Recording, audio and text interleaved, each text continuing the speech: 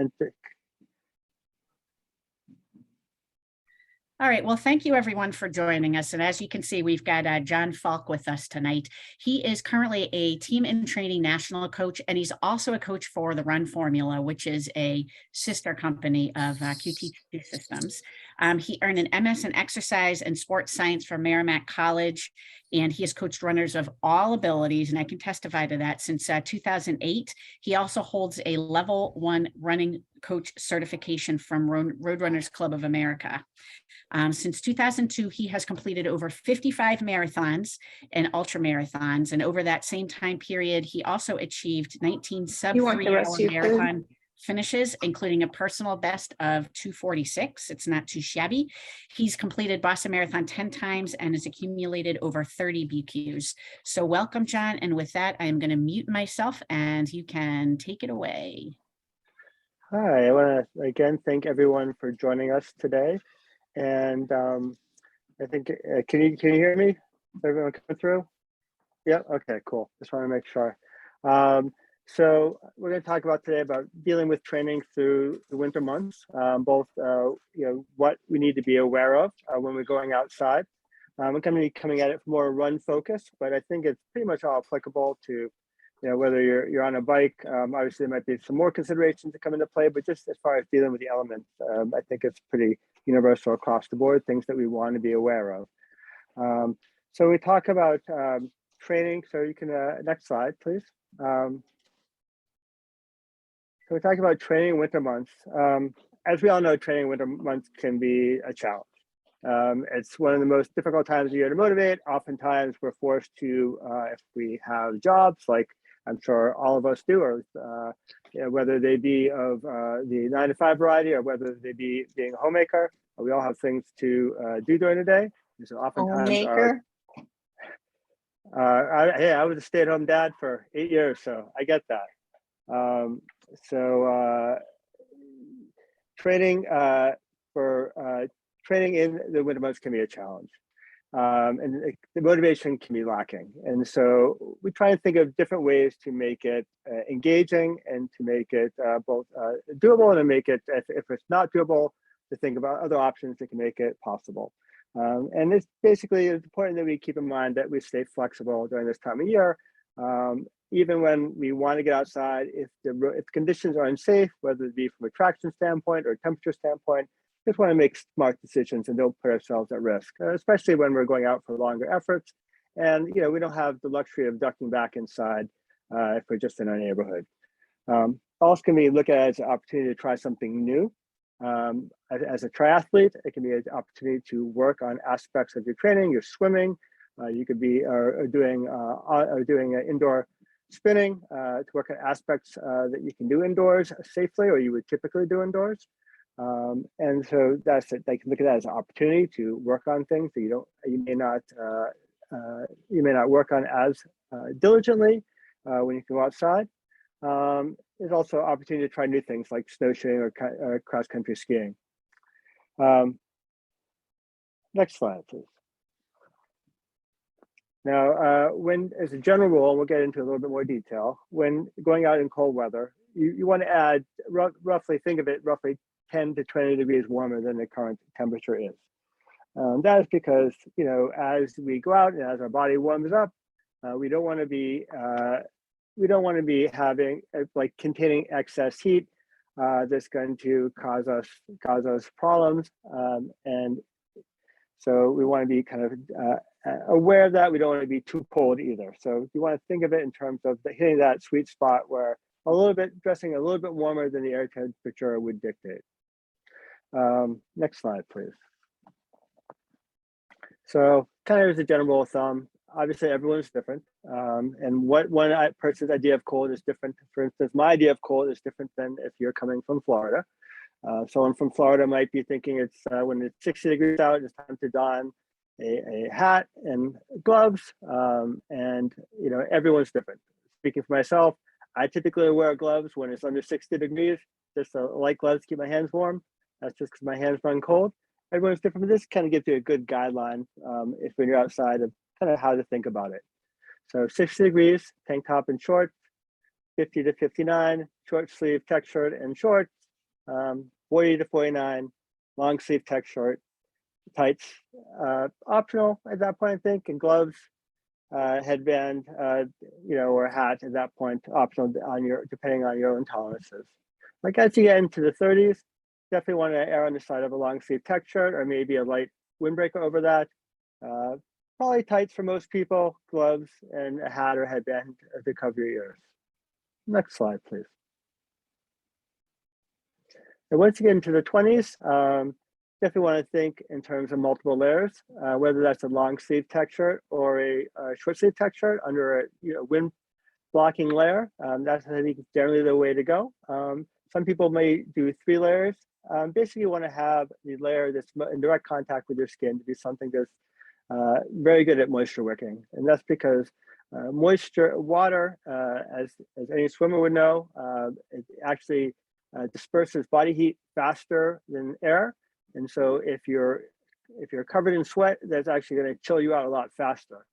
So you want to make sure you get the perspiration away from your body. And believe it or not, even at that temperature, you will perspire. And then you want to think about in terms of either a light jacket or a windbreaker over that layer. Tights, gloves, headband, and something to cover your head or ears. As you get down into under 20 degrees, again, preference, but I think it really maybe you start to have that second layer, whether it be maybe a fleece top or something like that, a little bit of more warmth over that base layer.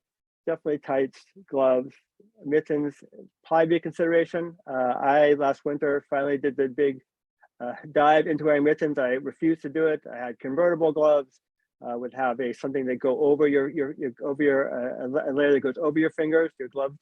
But my hands were never warmer on cold days when I wore mittens and a hand warmer. I was always toasty. I didn't know why I didn't go that route before.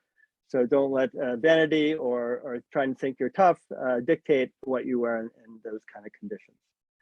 Certainly as you get down to single digits, you want to make sure that you, again, 2 layers, tights, windbreaker, jacket, pants, mittens, hat, and then you definitely want to think about covering exposed skin.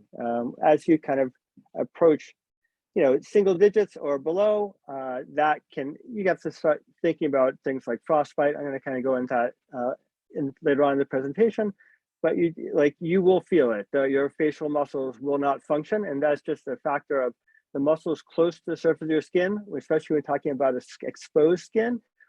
They do not function at a high level, and so that you can feel that impairment in your face. So that is actually going on in your body with muscles closest to the surface of your skin, especially if that is exposed skin. Next slide, please. So, especially when races, and thinking about runners, again, that's kind of my background. Many runners kind of think about like leaving their legs exposed when in races of all temperatures. I did, my local turkey trot, and I saw someone in cold temperatures out in shorts, like under 30 degrees. And you're thinking that, this is going to that isn't going to be enough. If they're even wearing some layers on top, that if they have their legs exposed, they'll still be able to function at a high level. And it's just simply not true. That chill can penetrate your skin and it impacts the functionality of your muscle fibers. And it can really impact that exposed skin can be 3 to 4 degrees under its kind of optimum temperature, optimum body temperature for performance. Next slide, please. So let's talk about the physiological impact of cold weather. So one is that the blood vessels contract in the body, and that's basically restricting blood flow to the extremities. And that's a good thing, at least from a ultimate survival standpoint. If you're lost in the wilderness, you want to eat your vital organs need to stay warm as long as possible. But obviously, as you go out to your fingers and toes, and then obviously, as frostbite or hypothermia progresses, your arms and legs, that can, it can only impact your performance, it can be dangerous. Cold weather, as it kind of if it saturates your body, if you're not properly prepared, it impacts hemoglobin, which is the molecule that carries oxygen from your lungs to where it's needed in the muscles. Normally, that is designed to function with your body, a body temperature of 98.6 degrees, which is our normal body temperature. And when it goes below that, that impacts the rate that oxygen can be transferred to the muscles, obviously impacting performance. And when it's less available for the muscles, that is kind of a de facto reduction, a drop in VO2 max. So you can link the kind of not being prepared for the elements to performance. Next slide. So, as many people who like pursuing outdoor options, we don't necessarily like to go indoors. It's hard to, palate, especially with longer efforts. Being on a treadmill or being on a spinner or doing laps in a pool, that repetitiveness can be mind-numbingly boring. But when you're dealing with, especially extreme weather, you have to be careful. And it's always better to err on the side of caution and take your either to be properly outfitted, and if the temperature or weather dictates, to take the workout indoors. Wind chill factor is something that we don't necessarily consider when we look at the temperature when we go out the door. That we check we say check our watch or check our phone. We say, oh, it's 20 degrees outside. Oh, that's fine. We have to factor in the wind and how that's going to feel, because the wind is going to help. It's going to disperse. It's going to help. It's going to help make the process of kind of heat transfer. It's going to accelerate that away from your body, and so you have to factor that in both in how you dress and when you make the decision of when it's going to be just not appropriate to be outside. Basically, if it's significantly below zero, I've seen different numbers out there, but roughly 20 degrees Fahrenheit, including a wind chill, you want to stay indoors.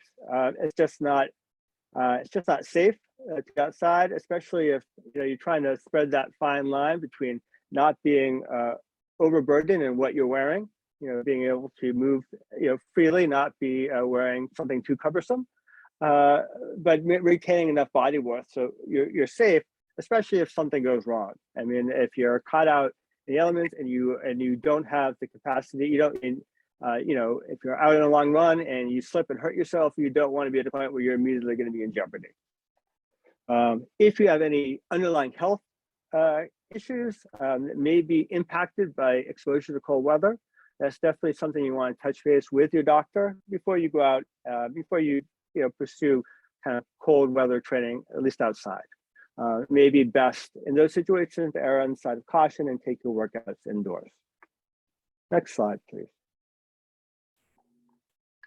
So one of the things I think that comes up, I know I have often wanted this before I kind of delved into this.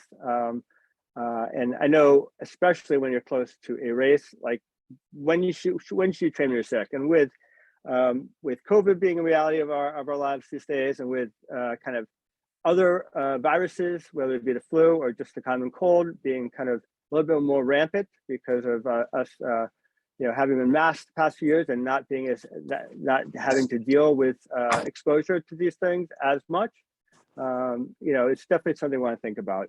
So when you're sick, your body breaks down muscle.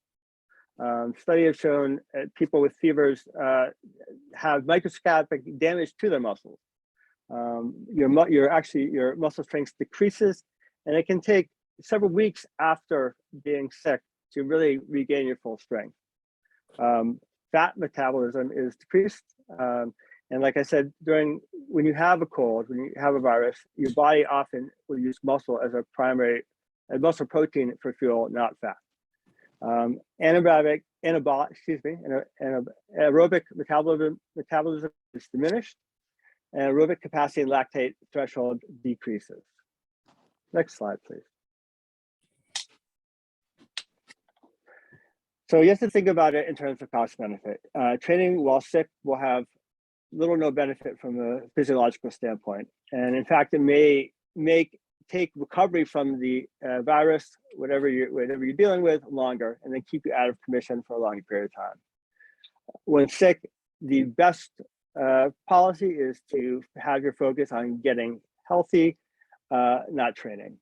We could go into, I won't go to deep dive, but basically loss of fitness, even up to 2 weeks, is relatively small of aerobic fitness, and that you're better off getting healthy and giving your body just that rest from your training in general than you are trying to push through, even if you have a race coming up. It's better to play it safe. It's better to get healthy. You will benefit, either your training or your racing will benefit from that, as opposed to trying to push through it. And it's going to be counterproductive to what you're really trying to do. Next slide, please. So let's talk about the main risks of that you're exposed to when you're out in the elements in the winter. Frostbite and hypothermia. So when you're outside, your body is at risk of hypothermia, which is when your core body temperature drops below 95 degrees Fahrenheit. So like I said before, you want to consider the impact of wind chill, impact of wind chill on cold weather activities. So plenty of layers, and again, just to focus on moisture-wicking base layers as the best defense, to get your sweat away from your body, away from direct contact to your skin. And you want to have an outer layer that is windproof, but also is able to allow for the transfer of the accumulated water vapor away from your base layer and to disperse it outside. So your body does an excellent job of maintaining a constant temperature, but when it has prolonged exposure, can overwhelm its auto-regulation mechanism. And I can speak from this from my own personal experience, not even at really like cold temperatures, but when I ran the Boston Marathon in 2018, I was coaching team and training, and my goal is to be on the course until the last runner comes. And so I was on the course for close to 6.5 hours, and probably the last hour I was borderline hypothermic because of the temperature in the low 40s, high 30s, but I was pretty drenched from the downpour that was the typhoon that we were in that particular year. And I was like on the border of, like, I think you're starting to shiver, and some of the things that would be indicative of the onset of hypothermia. So it can happen. It doesn't have to happen at like extreme temperatures. This can happen to you just at prolonged at relatively moderate temperatures. Still, you can still become hypothermic. So again, always err on the side of caution. Shivering, like I just said, is a way what your body does as a defense mechanism. It's basically your body is vibrating its muscles. Shivering is your muscles vibrating to produce heat. As hypothermia becomes more entrenched, the body shivering mechanism may stop working, and people can confuse that with that they are doing okay. But that's basically it's one of the indications that your body has started to exhaust all the fuel it has to maintain its core body temperature. Frostbite can cause permanent damage to skin, nerves, and tissue. At the site of the injury, a person's extremities are the most vulnerable. It doesn't have to be fingers or toes or your nose. It can be exposed skin on your cheek. So that's why it's important as you get to those lower temperatures that you cover up. You want to limit the exposed skin, and you want to basically account for the impact that the wind, if there is, will have on perceived air temperature. As well as if it's really that cold, you might even want to consider wearing, like ski goggles or something like that, something that is going to insulate the skin around your eyes. Next slide, please. So frostbite has a relatively small risk at air temperatures above 5 degrees. But you have to also think about the impact of wind chill. So that's based on if there is no wind or very, very moderate wind. At wind chills below -18, frostbite can occur on exposed skin within 30 minutes or less. So it's not something that you're even aware of. I mean, I can speak of just the impact it can have on your the musculature of your exposed face muscles. Like I've noticed that in the 30s, like where I just cannot articulate words. Once it gets cold enough, if I'm been exposed for a prolonged period of time, it may not be subject to frostbite, but just to give an idea that of the impact that it can have at a relatively moderate level. Just think if you're going 20 or 30 degrees colder than that or more with wind chill, that exposed skin is definitely at risk, and you want to make sure it's covered up.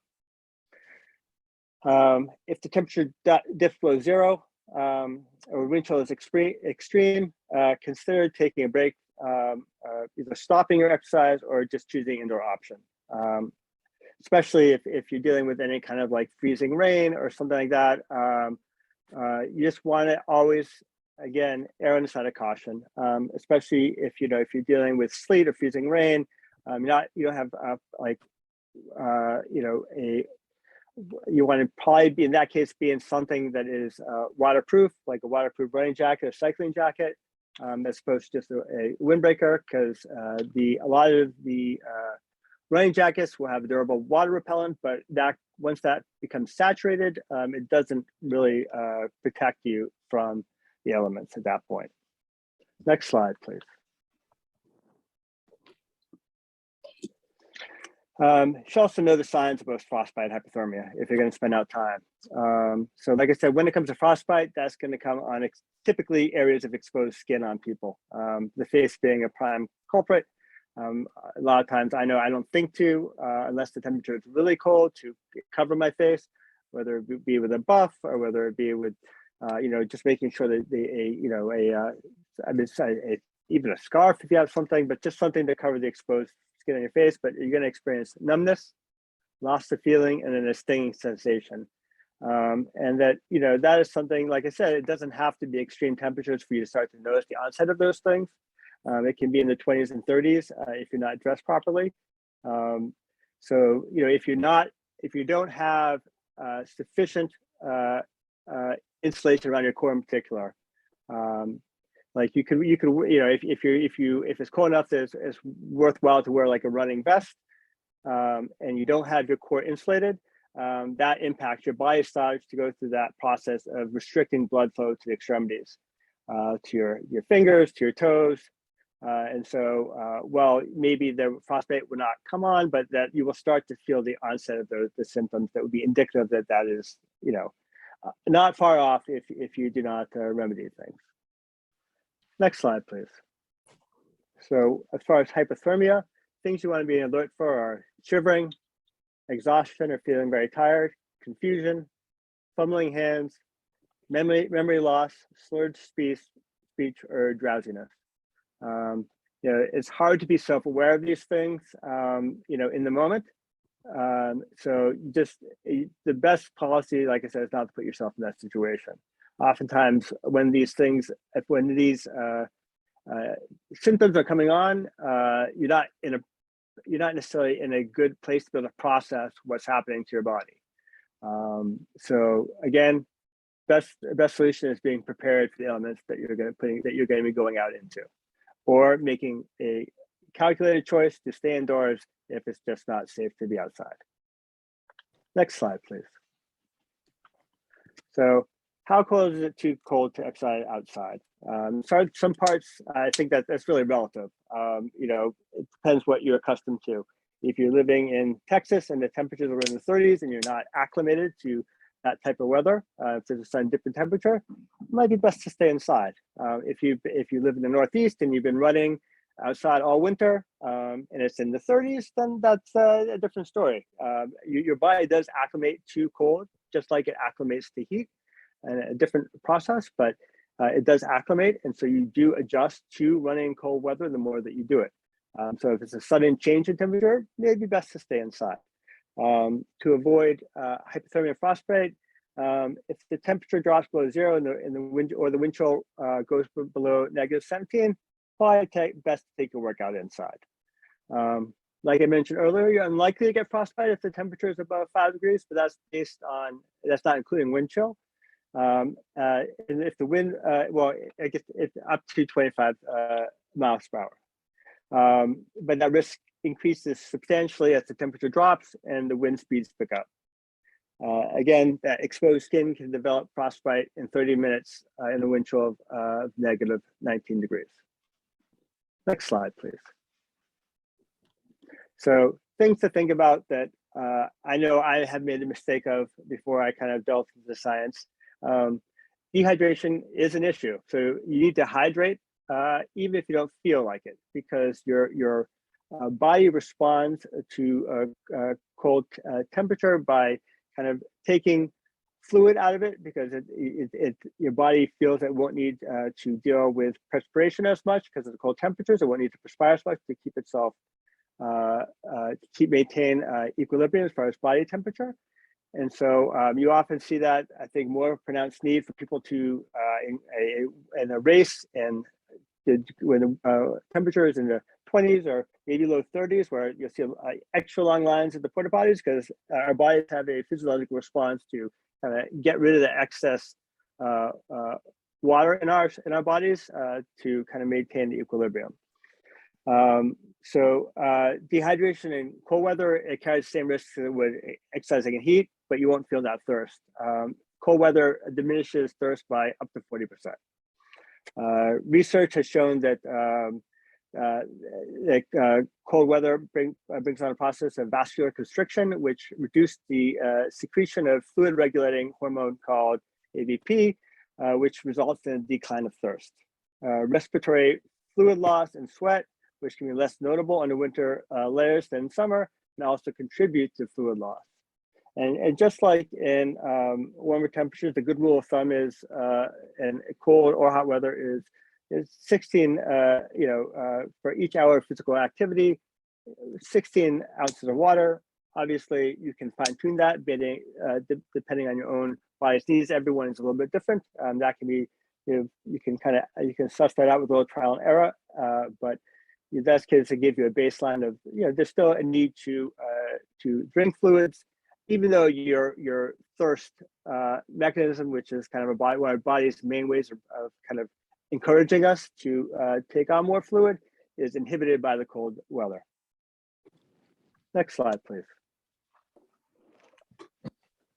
So fueling in cold weather tends to be higher due to higher caloric requirements necessary to keep the body warm and do physical activity. So when you are exercising or racing in cold weather, your body, your muscles kind of serve two purposes. One is to obviously to allow us to do whatever endeavor we're currently doing, whether it be running or cycling, what have you, but also is to maintain body heat. And so that results in a higher caloric need than you would necessarily experience in warmer temperatures. So you still need to keep yourself fueled and still maybe even have more of a focus on fueling than you would in warmer weather. So obviously the exact caloric intake necessary is dependent on variables that are very dependent on the individual and the activity. But you just want to make sure that you definitely are not cutting back on what you're bringing in. That is something that you take with you, especially on your longer efforts, anything longer than an hour for sure. You have something to refuel yourself on your longer runs or longer bike rides. That's still something you need to focus on, even in the colder weather.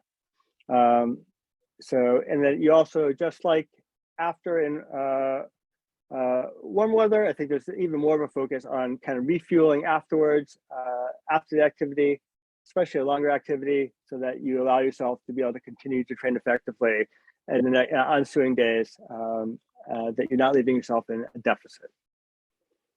Next slide, please. So I came across a study of Navy SEALs participating in mountain warfare and cold weather training. And it showed that they struggle to maintain their body's energy demands. The study looked at the energy expenditure and energy intake and determined that increasing intake primarily with carbohydrates during planned breaks and downtime could have helped.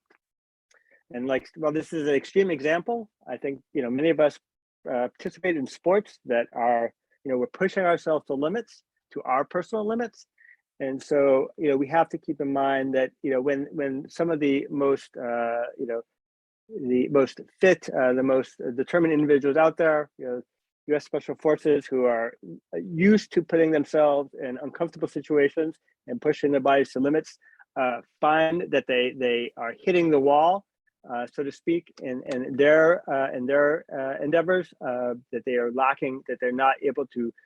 They notice when they are not bringing in sufficient caloric intake to fuel their bodies. Clearly, it's going to happen to the more mere mortals, such as myself. And that it's something that we just need to keep in focus, just like with hydration, that it's not something that we can let up in colder temperatures, that we still need to make sure that's part of our training and part of our racing in colder weather. Next slide, please. So let's talk about some of the physiological benefits of cold weather training. So, a 2014 study that I came across said that people carry higher genetic markers for brown fat during the winter. So brown fat is important because it's responsible for producing heat and maintaining body temperature. This theoretically suggests by training in the cold, by exposing yourself, you can generate a higher caloric burn when you're kind of encouraging the process that you will kind of fine tune your body to deal with the elements. Research from the University of Colorado that I saw showed that found that cold weather helps metabolism switch from burning carbohydrates to fat. So obviously, with fat stores being something that that allowing our body to be more adept at using fat as a fuel, it will help us in endurance events and longer training efforts. So being exposed to cold and by encouraging that process of burning fat, obviously will make our training more effective, make our racing more efficient. Next slide, please. So as your blood vessels narrow at the cold temperatures, your heart and lungs have to work harder to circulate blood and oxygen. So while in the short term is certainly slightly taxing, it helps improve the aerobic function of your muscles, helping them draw in more oxygen during exercise. So for instance, if you were training in a cold weather environment and then had to race in a warm weather environment, it will actually benefit you having, even though while there are some ways you will not be acclimated to running in warm as far as temperature regulation, which that is more difficult, but your body from a cardiovascular standpoint will have benefited from training in the cold. A North Arizona University study found that training in cold weather could lead to a 34% increase in your VO2 max, as well as helping your running pace increase by a not so insignificant 29%. So consistently training in these temperatures will lead to gains that will show improvement in more moderate weather. So you can benefit. It's just like some of the ways that your body is acclimatizing will benefit you in more moderate conditions. But also not to be forgotten is, especially if you're in the colder climates, and if you look as far as to look at kind of your vitamin D deficiency is very high in in the colder climates, colder parts of the country. So getting a little bit of sunlight is helpful for maintaining proper vitamin D levels, and that is something that is is not to be discounted. There's also having healthy vitamin D levels reduces the risk of cardiovascular issues. Next slide, please. So cooler weather may feel better for hard workouts, but running too fast has more injury risks when the temperatures drop too low. Harder workouts should be taken indoors when the temperature drops below 50 degrees Fahrenheit. Why is that? Because more research is required. Limited evidence supports the theory that cold weather may increase the risk of musculoskeletal injury. So again, it could be that cold, we're just not feeling the discomfort.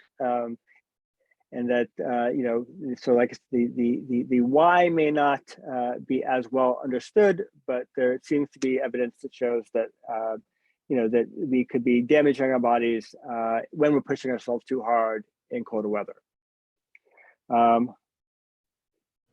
Cold muscles may have dampened neuromuscular function and fatigue sooner. In high intensity workouts, cold weather increase the risk of a muscle or tendon strain. So again, if it's when in doubt, take it indoors, especially when you're doing a harder workout.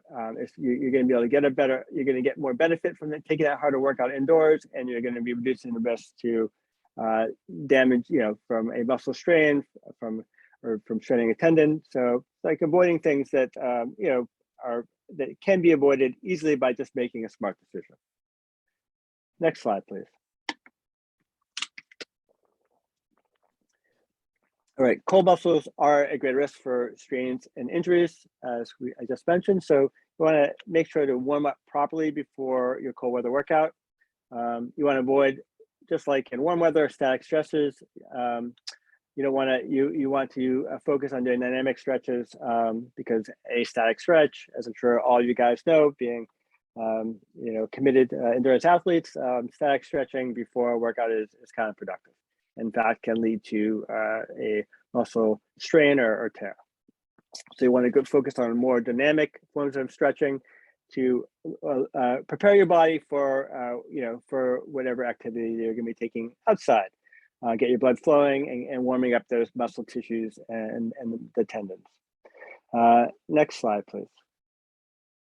So these are just some examples. I'm sure most of you probably already have a more kind of regimented approach, but just want to systematically go through your body. So I just suggest arm circles and arm swings.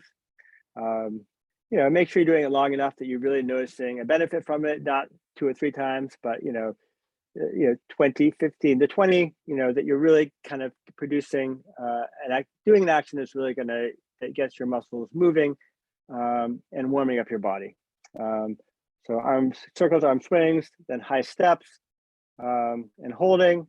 Lunges are also a great kind of way to warm up, and all these are applicable to warm up in any temperature. But for the reasons that we've just discussed, you want to be extra diligent before you go out in colder weather because of the impact that cold has on your muscle tissue. Next slide, please. So when it comes to cold weather racing, a couple things to keep in mind. So accept that cold temperature may produce slow efforts.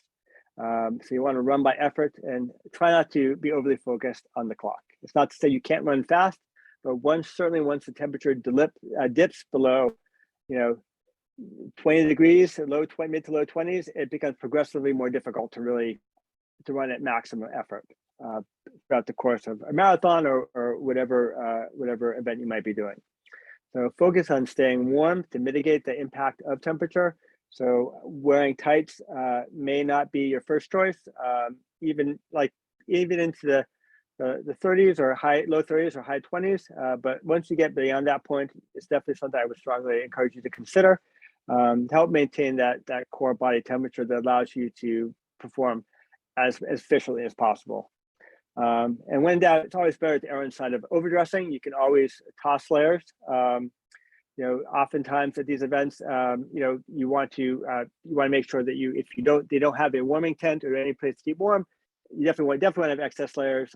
Many of these events, as I'm sure you all know, will collect it and donate any discarded clothing to charity. But if you want, it's also a good idea if you have to keep some layers on you as you warm up during the race, because chances are, even with a good warm up, you probably still won't be warmed up enough. And so as your body heats up, you definitely want to consider shedding layers. And if you have people along the course you can hand it off to, or just if you have something that you can discard and won't miss, whether it be something you've got to go well or just something that is seen better days, having layers that you can discard during the race to reach that kind of optimum point where you're just warm enough but not cold.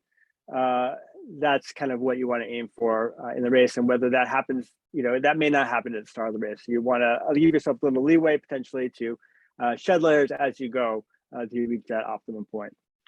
And remember, to think about is just like in warm weather, you don't want to do anything in cold weather racing that you haven't tried in your training. So if there's something you haven't done in your long runs and you're doing a cold weather event or a long bike ride, you want to focus on staying with what you know, because you don't know how your body is going to react to those. If you're confronting with something new and different, you know how your body is going to respond to it. Next slide. So if you're dealing with the conundrum of you're racing cold weather, I apologize for this slide. So if you're racing if you're training in warm weather and you're racing in cold weather, you're going to feel good, really good. So the pace is probably going to feel easy. You're probably going to go out the gate and you're going to sprint past people and you're going to feel great until you don't. At some point, effort is effort, and energy stores are energy stores. If you got too hard, you're going to bonk, regardless of the temperature. So while you might feel like you can take more risks with core temperature, you feel like I'm not sweating as much, you still have to run, you still have to exercise, be smart about your racing. You don't want to take excessive risks. You don't, like I said, you don't want to do things you haven't done in your training. So if you're coming in from that warmer temperature and you feel like it's just so much easier, because it is a little bit easier, don't get sucked into that too far and putting yourself in a position where you're not able, you're going out too hard, you're going out too fast, you're not able to recover from it. Next slide, please. So talking about kind of race day best practices. So kind of modify your pre-race routine in a cold weather event to focus on heat preservation and warming up. So oftentimes, for instance, I just did the Philadelphia Marathon, and they had warming tents. They were open to everyone. And once I did my porta potty run, I went in there until like 5 minutes after start time, and just like found a corner and just put a Mylar blanket on myself and just tried to stay warm. And if the longer you can, just like in warmer temperatures, the longer you can stay cool before you get started. Same thing in reverse when it comes to colder weather. You want to preserve heat as much as you can until the last possible moment before you go outside. So if there are you can just try and shelter yourself. If they don't have warming tents, just trying to find ways to shelter yourself from the wind if there is wind, just to preserve body heat. Keep layers on. Don't take a strip down to whatever you're planning on racing in until the last possible moment. So anticipate the longer bathroom lines, because of physiological impact, like I mentioned before, that has kind of our bodies seeking to dump excess fluid.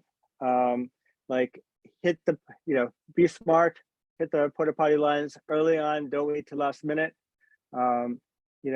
Anticipate also that fluid loss, so making sure you're continuing to hydrate to counteract that. And you want to have, like I mentioned before, it's a good idea to have at least one layer that you're keeping on you that you shed, especially when the temperature is really low. Whether it be the pull away sleeves that you can put on your arms or on your calf sleeves, just something that you are maintaining a little bit of body warmth that aren't maybe as cumbersome as wearing tights or as wearing a long sleeve tech shirt or wearing a windbreaker when you're starting the race. Make sure you carry the extra carbohydrates and continue to take in fluid. As we talked about before, you do have extra caloric needs racing, or even training or racing in cold weather. So you want to make sure you accommodate those needs. You're going to need to have that excess caloric intake in the colder weather to make up for your body trying to preserve body heat. Next slide. So racing in windy conditions. So obviously windy conditions can impact in any weather, any temperature. But I think it's particularly important in cold weather to kind of follow best practices, and you'd be surprised how many people even really for me in marathons, you'd be surprised how many people who clearly are fast runners who are not trying to run in a group or not trying to shield themselves from the wind when they have the opportunity to during a race. The impact that wind has, you're going to be working that much effort. And in colder weather, obviously, you have the issue with heat loss, accelerated heat loss. And so when you're able to shield yourself, even if it's just a small amount by running in a pack or running in a group, not only is it making your a little bit easier effort, because there is a benefit certainly in cycling, but even in running, when you're trying to shield yourself from a headwind or a crosswind. So you just be strategic, be in the moment when you're running or when you're cycling, being aware of your environment so that you're dealing with the elements in an optimal way. So previous research has showed that drafting another runner in wind can decrease the wind resistance by up to 80%, which is, it's noticeable when you're running in a pack or when you're running behind someone in a headwind. Trust me, you'll notice the difference. When running in a headwind, you also want to think about turning your head to the side. This will help you to breathe a little bit easier. A wind blowing into your face can disrupt your normal breathing pattern. It makes it more difficult to take in the oxygen you need that you're going to need for whether it be training or racing. And try not to fight the headwind. If you find yourself where you're exposed in the elements, it's just like anything. Just like when you're trying to take an uphill too fast, trying to maintain. You want to think about maintaining effort, not maintaining speed. Maintaining effort is a better way to modulate yourself in that type of environment. Maintaining effort will allow you to allow you to run a better race. If you try and push yourself in conditions that do not dictate it, you will only hurt yourself later on in the event. Will lead to kind of wasting precious energy stores that will lead you to potentially bonking even earlier in a race. So you want to obviously try and avoid that, and just again be in the moment, be smart, make good decisions about how you're exposing yourself to elements so that you can run optimally in the race. Next slide. So I want to thank all of you for joining me tonight. If you have any questions, I'm happy to answer them, or feel free to reach out. I think my email is up there, and if you didn't get it, it's runcoachjon, Jon, @gmail.com. Feel free to email me any questions, any follow-up questions, any thoughts, any comments. I'm happy to answer them later on if you don't want to vocalize them now, but feel free to unmute yourself or submit any questions in the chat. I'd be happy to answer them as best I can.